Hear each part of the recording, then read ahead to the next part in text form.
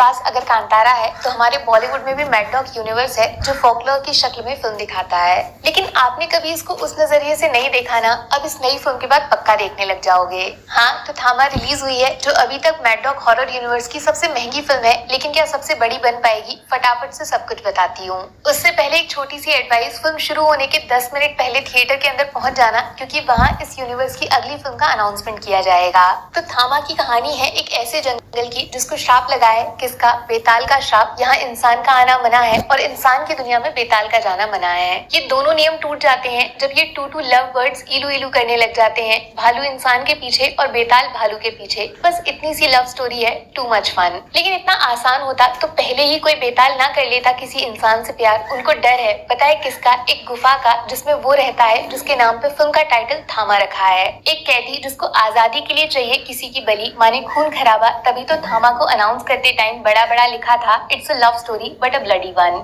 अब खून कौन पिएगा, खून किसका होगा और कौन किसका कितना खून बहेगा, पूरे 2.5 घंटे में पता चल ही जाएगा। इस जंगल में मंगल होके ही रहेगा। चलो फिल्म को तोड़ लेते हैं 4 हिस्सों में। शुरुआत के 30 मिनट खर्च होते हैं थामा की दुनिया को बनाने में, बेताल, इंसान, जंगल, वर्ल्ड बिल्डिंग। फिर ठीक 1 घंटे पे पहली बार फिल्म में वैम्पायर शब्द का इस्तेमाल होता है, ड्रैकुला का जिक्र किया जाता है, तब रश्मिका का असली रूप बाहर आता है। उसके 3 मिनट बाद थामा शब्द का असली मतलब क्या है वो पास्ट में जाके समझाया जाएगा। यहाँ पे आपको पता चलेगा बेताल वैम्पायर से अलग क्यों है, वो किसका खून पीते हैं या किसका नहीं पीते। और यहीं पे फिल्म का फर्स्ट कैमियो आता है जिनके बारे में खुल के बात कर सकते हैं क्योंकि ये ट्रेलर में मौजूद थे। हमारे प्रहलाद चा और फैजल मलिक, बहुत अलग सा रोल है इनका। ये वो नहीं है जो आप सोच रहे हो, कॉमेडी के साथ एक बड़ा ट्विस्ट लेकर आएंगे। फिर आता है इंटरवल पॉइंट, उससे ठीक थोड़ा पहले फिल्म का बेस्ट सॉन्ग रहे ना रहे हम तो बजता ही है, लेकिन स्क्रीन पे फिल्म का सबसे शॉकिंग सीन दिखाया जाता है। मोस्ट अनएक्सपेक्टेड ट्विस्ट छुपा है यहाँ, जैसा अभी तक हॉरर यूनिवर्स की किसी भी फिल्म में नहीं हुआ। आप मान लो ये लव स्टोरी ने कुदरत का सबसे बड़ा कानून तोड़ दिया।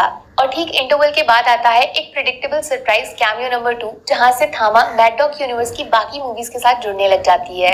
मुंजिया वाले हैंड ऑफ गॉड ये भी ट्रेलर में मौजूद थे, लेकिन क्यों थे वो सुन के आपके होश आसमान तक उड़ जाएंगे। एक किताब जिसके सामने वो पढ़ी जाती है वो है कैमियो नंबर 3। यहाँ से आपको थामा में वो सब कुछ मिलेगा जो आप अनाउंसमेंट के टाइम से फिल्म में एक्सपेक्ट कर रहे थे। एक प्रॉपर यूनिवर्स कैसे बनता है थामा पूरे बॉलीवुड को सिखाएगी। लेकिन फिल्म को नेक्स्ट लेवल पे ले जाता है ठीक 2 घंटे पे आने वाला कैमियो नंबर 4, जो एक नहीं 10 कैमियोज के बराबर असरदार होगा। शायद बॉलीवुड का बेस्ट कैमियो बड़ी स्क्रीन पे जो हॉलीवुड की ट्वाइलाइट की याद दिलाता है। ट्रेलर में दिखाया तो था, भूल गए, चड्डी पहन के फूल खिला है, भेड़िया निकला है। नोटिस तो किया होगा आपने, भेड़िया ट्रेलर में कुछ अलग सा दिख रहा था और उसका जवाब इस फिल्म में ऐसा मिलेगा कि खून पीने वालों का भी खून बह जाएगा। मार धाड़, तोड़ फोड़, आदमखोर एक्शन बाहर आएगा। लेकिन बात इतने पे खत्म नहीं होती। फिल्म में नोरा फतेही का कैमियो भी है जो इस बार सिर्फ डांस नहीं, अपनी उंगली पे स्त्री को नचा रही है। कैसे, मैं क्यों बताऊं। और अब लास्ट में क्लाइमैक्स, यहाँ पे फिल्म के सबसे तगड़े एक्टर नवाजुद्दीन सिद्दीकी का इस्तेमाल होता है जो थामा को कांतारा की तरह एक हिस्ट्री बेस्ड फोकलोर से जोड़ देते हैं। क्लाइमैक्स में क्या हुआ वो तो आप देख ही लोगे, लेकिन क्लाइमैक्स में फिर से एक ऐसा कैमियो आएगा जो 10 सर के बराबर असर डाल के जाएगा। तब पहली बार स्क्रीन पे MHCU mad dog horror cinematic universe बड़ा बड़ा लिखा जाएगा। थामा एक बहुत इंटरेस्टिंग फिल्म है, इसकी कहानी में आप उलझ जाओगे, बीच बीच में ट्विस्ट आते रहेंगे, लेकिन कैमियोज का इससे बेस्ट इस्तेमाल आज तक पूरे इंडियन सिनेमा में नहीं हुआ। आयुष्मान फनी है, एक मुश्किल रोल इजी कर दिया। लगेगा नहीं पूरे 2 साल बीत गए इनकी लास्ट फिल्म देखे हुए, ऐसा लगेगा इस फिल्म में आप 2 अलग अलग आयुष्मान देख रहे हो। रश्मिका तो आलू हो गई हैं, कहीं भी फिट हो जाती हैं। उनका रोल सबसे मस्त है, इंसान को बेताल से जोड़ा है, सुंदर है लेकिन सुशील बिल्कुल नहीं, दांत देखोगे डर जाओगे। लेकिन इस फिल्म में कुछ तो मिसिंग है, पता है ऐसा क्यों लगेगा? क्योंकि दोनों बेस्ट एक्टर्स नवाज और परेश रावल, इनका स्क्रीन टाइम काफी कम है, जो कर सकते थे वो करने नहीं दिया। बाकी आइटम सॉन्ग्स टोटल 3 है, 2 फिल्म के बीच में और तीसरा एंडिंग के बाद आएगा। कॉमेडी में डबल मीनिंग कहीं कहीं पे, लेकिन इतना नहीं कि घर वालों से फ्लाइंग चप्पल पड़ जाए। थामा को 5 में से 4 स्टार्स मिलेंगे दोस्त। पहला बड़ा बड़ा कैमियोज, मजा ही मजा आ गया। आपको दिखेंगे सिर्फ 5 लेकिन 25 कैमियोज हैं अगर तीसरी आंख से सोचोगे, जो इस कहानी में दिखते नहीं लेकिन मौजूद हैं। कैसे, दूसरे वीडियो में बताऊंगी। दूसरा, थामा की स्टोरी को प्रॉपर यूनिवर्स के साथ प्रॉपर्ली कनेक्ट करके आगे बढ़ाना।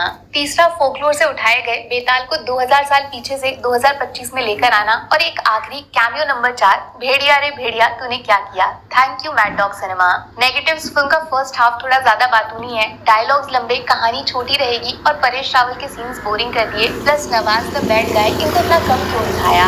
अरे वो दिवाली ही क्या जो पटाखों की लड़ी काजू कतली और थामा के बिना मनाई जाए। टिकट बुक करो, लाइन लंबी लगने वाली है।